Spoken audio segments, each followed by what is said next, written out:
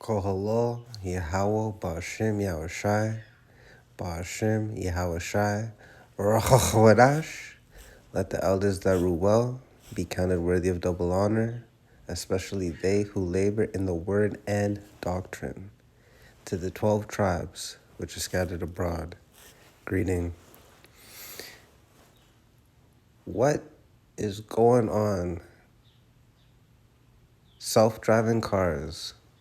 Motorists will not be liable for crashes and can watch television behind the wheel.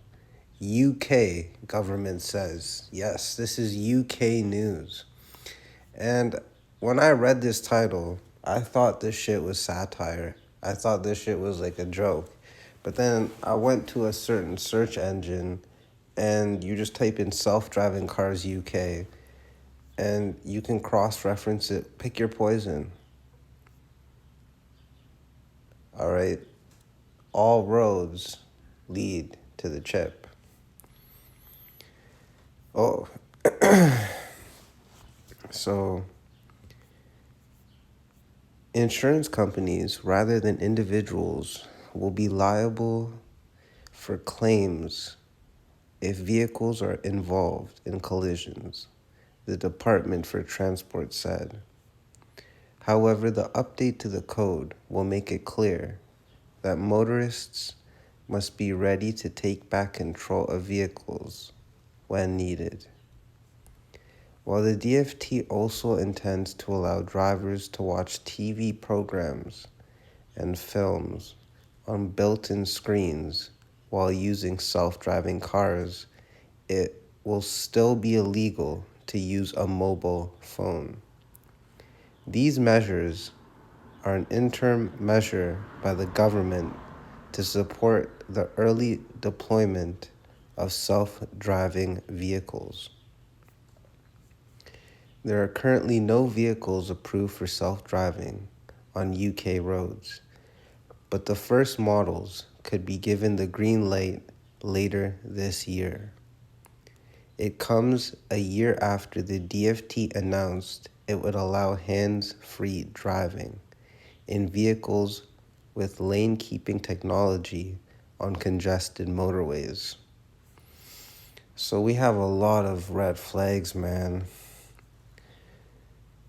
First of all, you can look at a TV program, but you can't look at your mobile phone. That shows you the hypocrisy. Then you have the DFT announced last year that it would allow hands-free driving. So while everyone was caught up in some bullshit, Esau Edom, which is the biblical name of the so-called white man, he's passing legislation on the low-lows and in increments. As we know his battle strategy, we know his war tactics, and incrementally he turns up the heat. It's like when you have the stove on 1 and then you turn up to 2, then 3, then 4, then 5, then 6. All right, Esau Edom really thinks they can be like Yahweh Shemir Shai. It's hilarious, it's comical, it's pitiful, and they're going to ultimately be destroyed in the worst ways. So let's get the scripts. This is 2 Timothy chapter 3, verse 13. But evil men and seducers shall wax worse and worse, deceiving and being deceived. The evil men and seducers, the ultimate evil men on this planet is Esau Edom. And they use their witchcraft as a form of seduction. All right, they've infiltrated all forms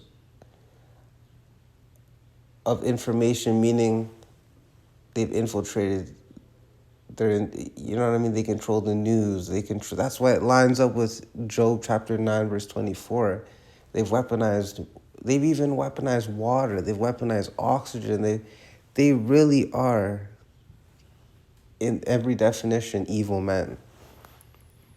And they're going to wax worse and worse as the days go by, to the point where Yahushua has to make his triumph of the triumph. That's why it lines up with prophecy. And that's beautiful. Yahushua has to, and he will make his triumph with return. Because these evil men and seducers, which is Esau, Edom, 2/3 of our people, which are you so-called Negroes, Latinos, Native Americans, West Indies, Haitians, and Israelite foreigners. And you also have the heathen nations, right? Moab, which is the so-called Chinese, and Ham, which are certain parts of Africa, right?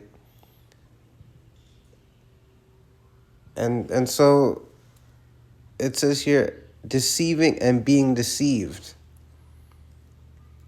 This is a huge deception tactic, or as they say, a psyop, or a psychological operation, because this is going to change the fabric of society. The whole metaverse thing, right? You've heard the term, but this is what Esau, Edom, they really want to combine biology and technology. They really believe that's gonna happen. They really believe in that type of shit. But yeah, but the beautiful thing is it's not going to happen.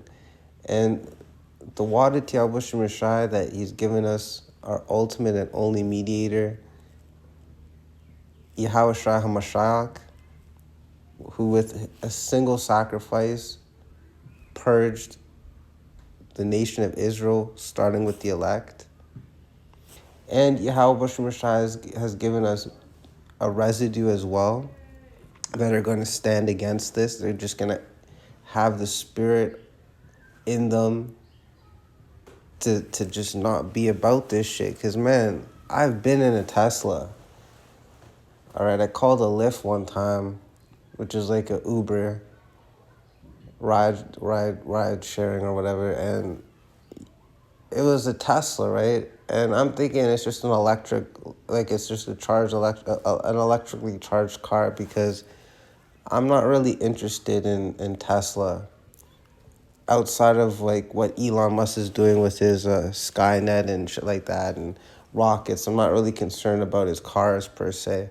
But then I get in the car and man, the wickedness in that car, like just the car itself.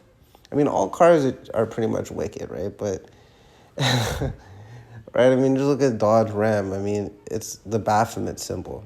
But going back to Tesla, you get in, you feel like you're in a laboratory, like you feel like on some Dexter's Lab shit, or just you feel, even just being in the back seat. There's a huge console in the center.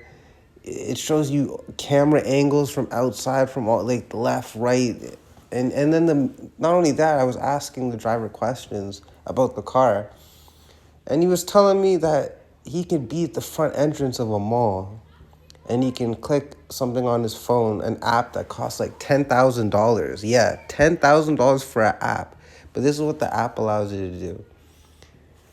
He said that he could be at the front entrance of a mall, and he uses that $10,000 app, and the car will self-drive to him. All right, and because of all the cameras and sensors it has, it's able to pretty much avoid collisions.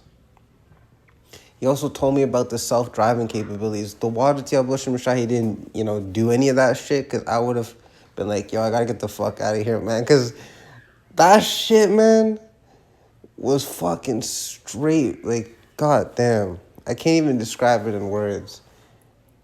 I just wanted to get the fuck where I need to go, because, man, yo. But then again, man, right? It's a wicked product made by a wicked person. So it's only understandable that they're going to line up the society, so-called society's laws with the way Esau Edom wants things to go. He wants people chipped up ultimately, and he wants society to reflect that, right? Being you don't drive, technology will drive for you, right? You don't need a card, just swipe your hand, you're the technology. You're the product, right? I mean, Esau, Edom, Job 9 and 24, right? He has the access to pretty much all the like oil, the resources, but yet he wants more and more. He wants people, human resources. Like they want to be like Yahweh Shemashai. It's all outlined in the scriptures. So moving on, this is Ecclesiasticus 31:5. He that loveth gold shall not be justified, and he that followeth corruption shall have enough thereof. And I'm just gonna focus on Esau, Edom, right? So we know that they love substance, and they don't follow the law. They will do whatever it takes to get substance, control, power. That's their modern day version of gold, because they have gold, like actually gold bars in vaults, just collecting dust, because it's not in their spirit to really want to do anything with it but collect it. All right, so now their modern day gold is whatever substance they can get their grubby hands on. Gold hath been the ruin of many, and their destruction was present, right? Because you've seen it, and you've maybe even experienced it yourself. What happens when you make getting substance your main objective, and pretty much you pretty much say fuck like following the law. That's what you do. You just decide to just go straight for substance. And that's what life was like for us before we were in this truth. We were actually chasing substance. No matter what way you want to push it, what avenue of life you're doing, you were chasing substance, and it was the ruin of you, because yeah, you may have gained carnal substance, but you felt like shit spiritually, and every time you looked in the mirror, you knew deep down you were ashamed, right? But thankfully, Yahweh, and mercifully, and beyond, Yahweh Shemashai took us up from out of that. I mean, we were still ashamed, but like it's more understandable, and we have hope now, all right? And your disruption is absolutely present, because as you live that life, red flags happen, but you living in ignorance, you ignore them until, as Elder Apostle Tahar says, little things, big things are just little things that weren't taken care of in time. Verse 7, it is a stumbling block unto them that sacrifice unto it, and every fool shall be taken therewith. So going back to this, we're going to see the rise of death, because Esau, Edom is about chaos, death, and destruction. All right, we're going to see a rise in just more chaos. And we know that people are going to be the ultimate sacrifice. Like, I mean, these cars are they're super demonic. And now, I mean, what the fuck is money to Esau, Edom? It's just numbers on a computer to them. Oh, just put 10, you know what I mean? They don't give a shit, but now there's going to be more destruction. We're going to hear stories about a family being run over by a Tesla. I mean, ultimately, it's the judgment of the Lord. How do we know this? This is Deuteronomy 32:39. See now that I, even I, am He, and there is no power with me. I kill and I make alive. I wound and I heal. Neither is there any that can deliver out of my hand. All right, ultimately, it's Yahweh Shemashai. And Esau, Edom is just doing what Esau, Edom does. And now, because they're going to add this is just them adding more sin, adding more to their iniquity. To the point, that they're going to add so much wickedness that they really don't know what they're actually doing. Even though they do know their prophecy, they really don't know how much they've actually pissed off Yahweh Shai, Yahweh Shai. All right? And they really don't know just how detailed Yahweh Shai is going to make their judgment, right? When they get Obadiah 1:18, when Yahweh Shai makes his triumphal return with the archangels, with the angels, with chariots, they really don't know. They can make local movies and whatnot, and think they know and try to seem deeper. Esau Edom really doesn't know the judgment that's been cooked up for them. They really don't know, man. So with that, I just want to make brothers and sisters aware that incrementally things are happening and all roads lead to the chip. All right. So we got to stay on our watch, do what we can. So, and most importantly, stay prayed up and treat others how you want to be treated. In a wise as a serpent, harmless as a dove type way. In other words, follow Yahweh Shai. Follow the Lamb wherever he goes. So with that, I hope we are edified. Shalom.